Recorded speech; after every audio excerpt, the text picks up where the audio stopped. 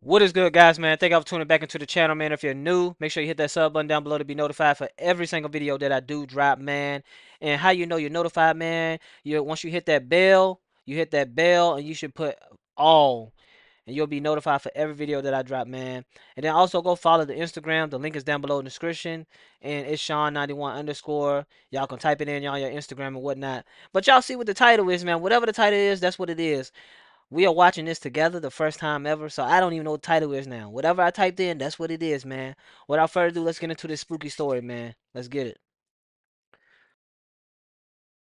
Completely unbelievable, but is entirely true.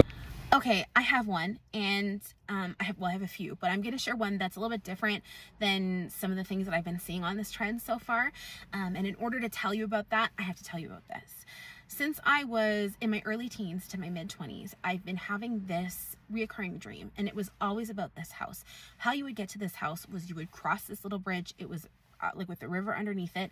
The house was always embedded into the right side of a hill, and most of the time it was an older white house, but sometimes the house would shift into something more modern. But it didn't matter what iteration of that house you would walk up to, it would always have floor to ceiling bay windows. And when I would go into this house, I would always hang a left through this living room, and the further into the back of the left of the house I would get, the more this house would kind of shift into something else. And the more that it started to shift into something else, like just another house, another like dwelling, like very weird, empty, like 80s plasticky kind of vibes, the more I would feel like I shouldn't be there. And once that feeling was like too strong, I would just walk back up through the regular living room and back up into the foyer. Now in the foyer, there was a staircase that split up at the top, and it wasn't like a grand staircase. It was just a straight up narrow staircase with a landing, and then once you got to the landing, there were two little steps up that would lead you into two bedrooms. I don't have any idea what's in these bedrooms. I never made it up there. Every time I would get to basically where the landing was at, I would be filled with this feeling of dread, and this feeling that I shouldn't be here. This feeling was tangible. It was thick. There was a lot of pressure, like physical pressure on my chest. And once it would bubble up, usually a voice would be like, go, get out of here. And I would boot it down the stairs every single time. Back down the stairs, we're done. Something in my head said, don't look back. But every single time I would run down the stairs, I could feel something big and thick and like hot following me down the stairs. And I never turned around to see what it was. I was far too scared to do that. And usually by the time I would get to the bottom of the stairs, my body would wake me up because I'd be so freaked out. Trigger warning for this next little section. If you don't like gore, move a little bit ahead because it's a very quick piece. But at one time I went up the set of stairs in my dream, and I didn't notice it on the way up, but there was just this woman's head at the landing, like just on the landing, like neck up. And I'm like, oh my god, that's somebody's head. And the person was still alive, which was the weirdest like thing to me. It was just this woman. She had like regular curly brown hair, nothing like out of the ordinary, except that she was missing her whole entire body. But she saw me see her, and when she saw me see her, the look on my face must have been the funniest thing she'd ever seen, because she just started shriek laughing at me. Like my shock, my fear was like a joyful thing to her. And that dream had me like thinking about it for weeks, and I just was like, I have to tell somebody about it at this point. I don't know what to do. So like I'm having these dreams all the time. So as y'all know, demons feed off fear. Demons can come in your dream. This dream may have seemed real to her, but it probably was actually real, like an astral projection or something like that. You know what I'm saying? But without further ado, let's go ahead and get right back into it again. So my mom and I are driving home one day from our campsite, and I decided to tell her what I just described.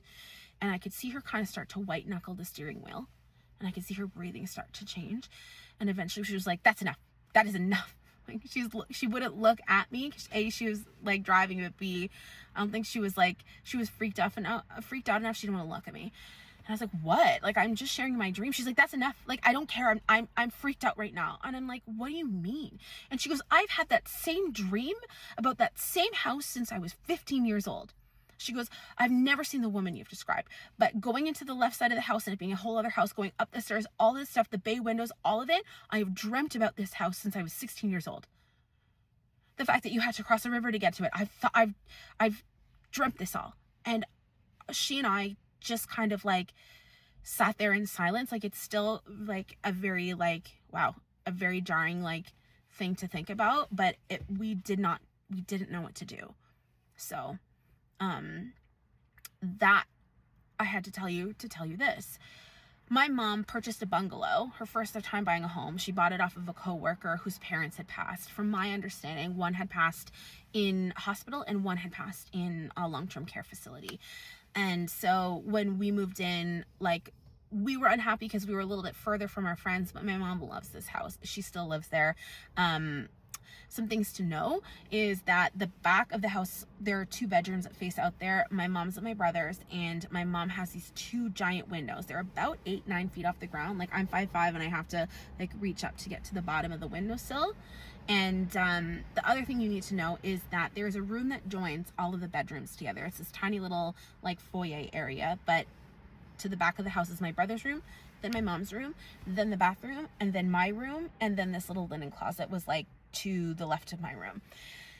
And one night I'm having a dream, and it's pretty like normal in comparison to like the reoccurring dreams. So not really thinking, can't really remember much about what was happening, but it swirled and shifted into me still being in a dream, but being in the room that I was physically sleeping in at the time, like my bedroom. And I remember waking up in my dream to the room that I was in being pitch black, but the hallway, like that foyer, the connecting room, the light was on to that. So in my dream I was like, oh, let me go turn that off and I'll go back to bed.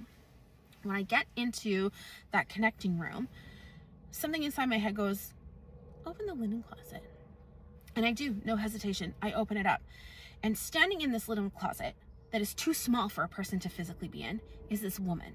And she is wearing this like beige jacket, and I remember her lapels being like so big, it was like trench coat style, that like light khaki beige that a trench coat is.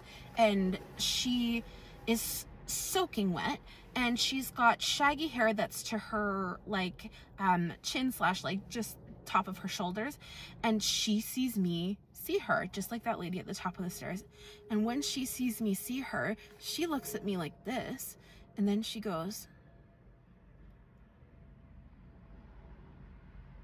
and I scared myself awake with that. Like, that was enough. And it was very disorienting to wake up in a room that you just like seconds ago in your dream had physically left. Like, it was so weird. But I got up, left the room, and as I'm leaving the room, my mom is leaving her bedroom, and she's like, what are you doing up? It's like 2, 3 in the morning. And I'm like, I just had a really bad dream. She goes, me too. And I was like, did the dog sleep with you tonight? And she goes, no, was she not with you? We had this little Jack Russell Shih Tzu mix named Annie, and she would always sleep in somebody's bed. She had free reign to go around the house. She can go up and down our basement stairs. She usually goes down to the basement, or did go down to the basement to do things she's not supposed to do. But no problem getting up and down the stairs. Now, my mom and I are like, where is she then? So we go and try and find her. She's not in the living room. So we go to the kitchen, and the kitchen, at the back of it, there's a set of stairs that lead down to our basement, and we can hear growling when we get to the kitchen. And we're like, what the hell? Like, we have, again, this yappy little Shih Tzu Jack Russell mix. It's more of that like yip, yip, yip, like that kind of a dog than, well, she was loud but and a barker, but she was not a growler. So to hear her have this guttural growl at the base of the stairs was crazy. She was at the bottom of the stairs. All of the lights in the basement were on, and they were not on when both of us went to bed. There's nobody else in the house. And the dog would not come up the stairs. We could not get her to come up, and she was just stuck growling. And it took us probably about 5 minutes to get her up there. My mom and I are freaked at this point, and I tell her what and who I dreamt about, and she goes, again, shut up, stop, like, please stop, I can't, like. And I'm like, what do you mean? She's like, that same woman, from, I could see her from her chest up, walked the entirety of my windows in the back room. The windows that I told you, if I wanted to reach from the ground, I had to, like, there was physically no way anybody could be walking across at that height unless they were 11 feet tall. Like, there's no way. And I described what she looked like, and I just watched my mom's face go like pale. She goes, she was wearing the fucking jacket. She was wearing that jacket for me too. That's exactly what she looked like. We had the same dream at the same time about the same person and woke up from that dream at the same time because we saw this person in places that they physically could not fit into in the real world. I have no explanation for it. My mom and I talk about it all the time, and we can still not figure out what went down for this to all of these puzzle pieces to like come together like this.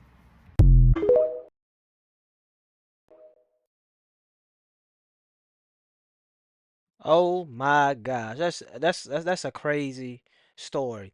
The fact that her and her mom had the same dream, of the same woman, and having an astral projection and actually waking up inside of the dream and seeing, it's a crazy story. Something is definitely hunting them. I mean, that's what I think. That's what it looked like. It's definitely an entity around them, hunting them, whatever the case may be. Y'all comment down below exactly what y'all think. But I think that was definitely a great story. You know what I'm saying? The fact that the house was shapeshift is crazy. But anyways, y'all comment down below what y'all think about this, man. As y'all can see, her TikTok is right there. Radiance Diary. I will put her TikTok in the comments down below. Y'all go show her some love. Tell her I sent you. And listen, man, at the end of my videos, I always say stay inspired, stay motivated, stay grinding. Until the next video, I'm out of here. Peace.